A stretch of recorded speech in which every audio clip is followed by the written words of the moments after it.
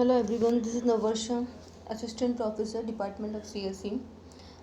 Today we will see one of the most important feature of transport layer, that is quality of service. It's also a feature of network layer. We'll see what is quality of service and what are the mechanisms used. One of the two of the mechanisms we will see for to achieve quality of service in a network. First one is leaky bucket and another one is token bucket. So we will see them. Okay, first of all, what is quality of service?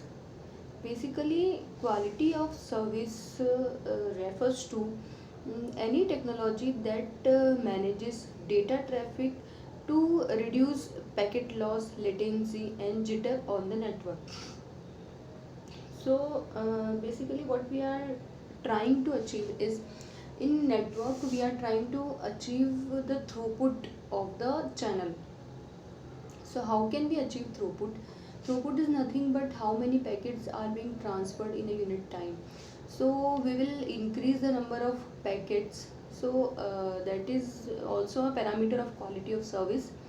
And latency is nothing but how much time a packet is taking to transfer from one station to another station. And another one is jitter. Jitter is nothing but the time delay between two packets. We will see it in detail. Quality of service controls and manages network resources by setting priority for a specific type of data on the network. So how we achieve quality of service? Basically, there are different types of packets in the network. Whenever there is a traffic, or you can say whenever there is a congestion in the network, so what we have to do is we have to discard some of the packets, because a router has a certain capacity to to store the packet, or to send the packet to or you can say router, and also the network has some specific capacity. To transfer the data, router can only can store a specific amount of data, and also can only transfer a specific amount of data. So what about but the input traffic is not constant. It can be means it can be burst traffic. We have already seen in last lecture. So burst traffic can be there in network. What the router will do, either router will transfer the data, or if let's suppose if only two packets can be transferred at a time, and if a router gets 10 packets, then what about the remaining packets? Those packets will be discarded. Quality of service is basically it's a mechanism to it's a mechanism to discard the packets. Means it will decide which packet is to be discarded and which packet is to be forwarded. Okay, so it decides the priority of the packet, depends upon which type of packet it is. So these things comes under quality of service. Okay, we have four flow characteristics. First one is reliability, delay, jitter, and bandwidth. So basically, reliability is a characteristics that flow needs. Lack of reliability means losing a packet or an acknowledgement, which entails retransmission. So reliability is nothing but we have lost a packet. So whenever we have lost a packet, the sender has to retransmit the packet, and this retransmission will again generate traffic onto the network. However, the sensitivity of the application programs to reliability is not the same.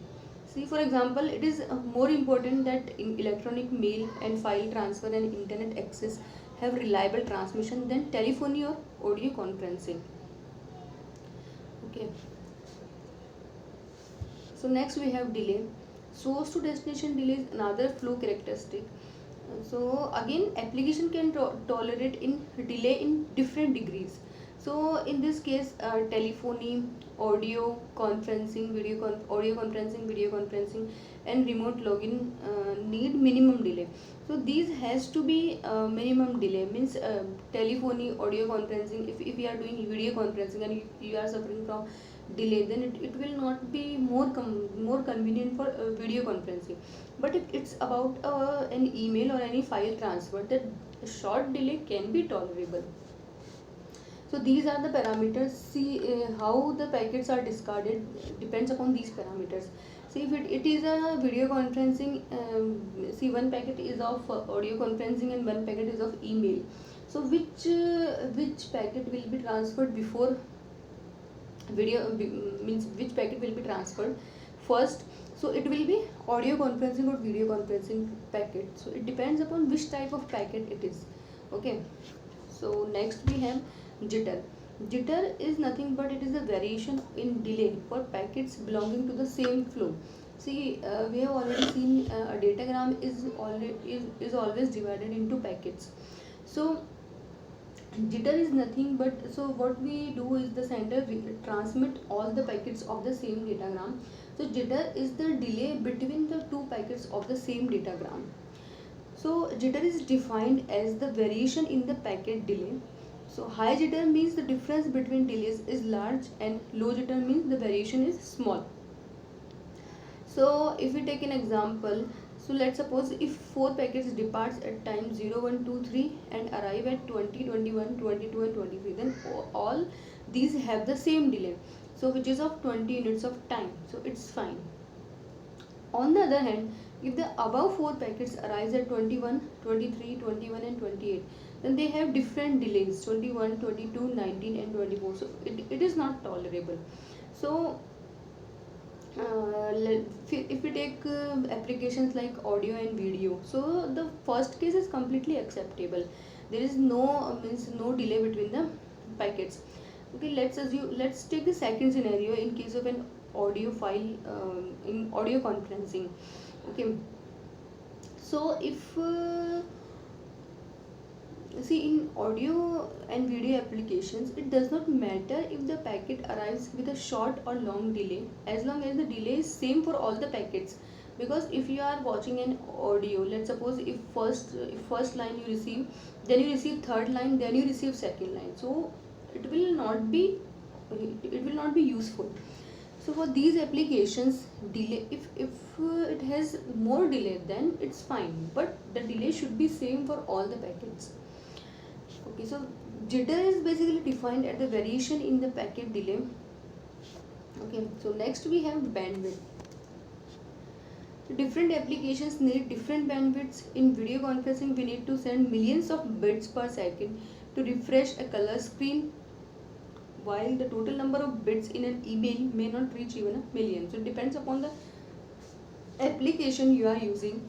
So if we are in a congestion, if we are in a network which is in congestion, then what we do is we will try to send a packet which consumes less bandwidth, so that we can send more packets can be sent. Okay, next we will see some of the techniques of to achieve quality of service. So we will see two techniques here. Two techniques which comes under traffic shaping. So traffic shaping means it is a mechanism to control the amount and the rate of the traffic which is sent to the network. So two techniques are used for to shape the traffic. First one is leaky bucket and another one is token bucket. So leaky bucket, if see, we will simply take a real life example. If a bucket has a small hole at the bottom, so the water leaks from the bucket at the constant rate, as long as there is water in the bucket. So the rate at which the water leaks does not depends on the rate at which the water is input to the bucket, unless the bucket is empty. Okay, so the input rate can vary, but the output always remains the constant, because there is only one hole at the bottom side. So similar situation is there in network. So in network, a technique which is known as leaky bucket. So leaky bucket can smooth out bursty traffic. Bursty chunks are stored in the bucket and sent out at an average rate only. So there can be means input rate can be of any bits. Means it can be 10 Mbps, 20 Mbps, 5 Mbps. It can be 2 Gbps, 5 Gbps, but the output rate will be constant. So a leaky bucket algorithm shapes bursty traffic into fixed rate traffic by averaging the data rate, the output data rate. It may drop the packets if the bucket is full. The rate can vary, but the output always remains constant. So see, this is the scenario of a leaky bucket. Okay, so see, this is the water and bucket example, and this is the network how it is achieved. So we assume that the network has committed a bandwidth of, let's suppose, 3 Mbps for a host. The use of the leaky bucket shapes the input traffic to make it conform to this commitment. So how it works is, okay, the host send a burst of data at the rate of 12 Mbps, okay, for 2 seconds. So total it has transferred 24 megabits of data. So the host is silent for 5 seconds and then again sends the data at the rate of 2 Mbps, okay, for 3 seconds. So for a total of 6 MB data has been transferred. So in all, the host has sent 30 MB of data in 10 seconds. The leaky bucket smooths the traffic by sending out data at the rate of only 3 Mbps during the same 10 seconds.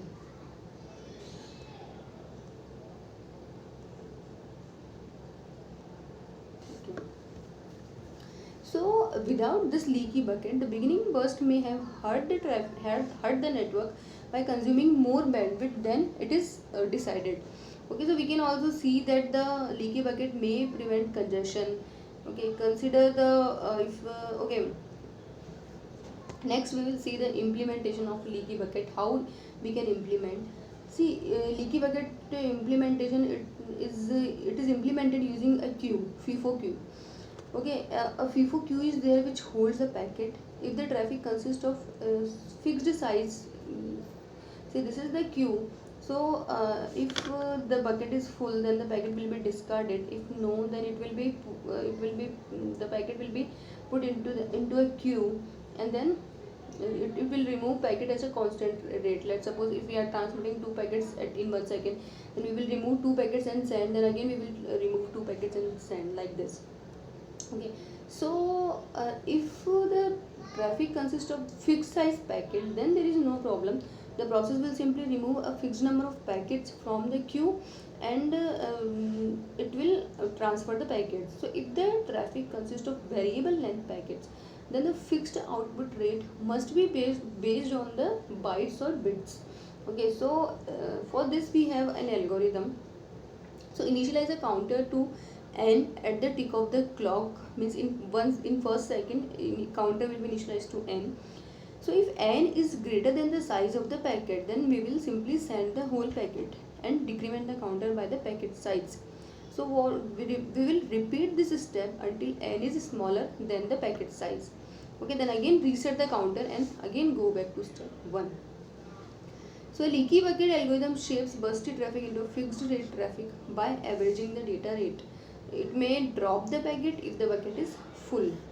So we will see another mechanism which is known as token bucket. See, the leaky bucket is very restrictive. It does not credit an idle cost. For example, if a host is not sending for a while, so its bucket becomes empty. Okay, and now if the host has very busty traffic, then the leaky bucket allows only an average rate. So we are not achieving means if it is empty or if it is full, then we are not achieving the throughput of the network. So this token bucket, on the other hand, is it allows idle host to accumulate credit for the future in the form of tokens. So in token bucket, what we do is if the network is idle for some time, then we generate some tokens, and based on those tokens we will send the we will send the input we will send the data, or we can say we will send the packet based upon the maximum capacity of the network. Okay, so that we can achieve utilization of the network up to maximum. So for each tick of the clock, the system sends n tokens to the bucket. So the system removes one token for every cell of the data sent. So okay, we will take an example. See, for example, if n is 100 and the host is idle for 100 ticks, okay, the bucket collects 10,000 tokens. Okay, now the host can consume all these tokens in one tick with 10,000 cells, or you can say the host takes 1000 ticks with 10 cells per tick.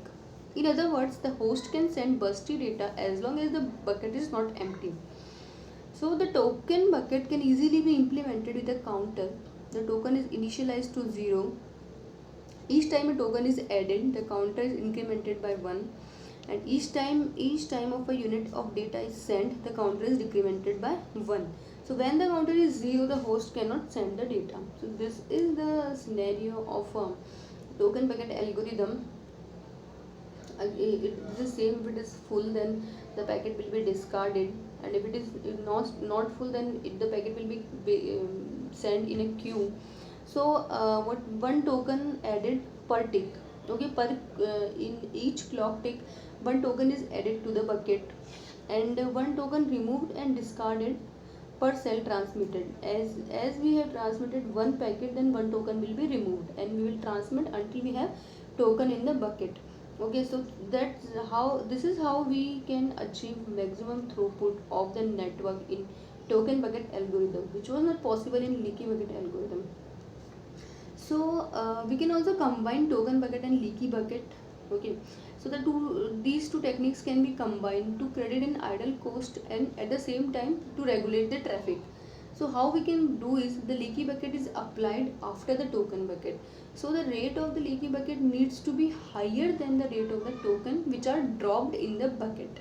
So these two can be combined to achieve the maximum throughput as well as less congestion. Okay, thank you so much.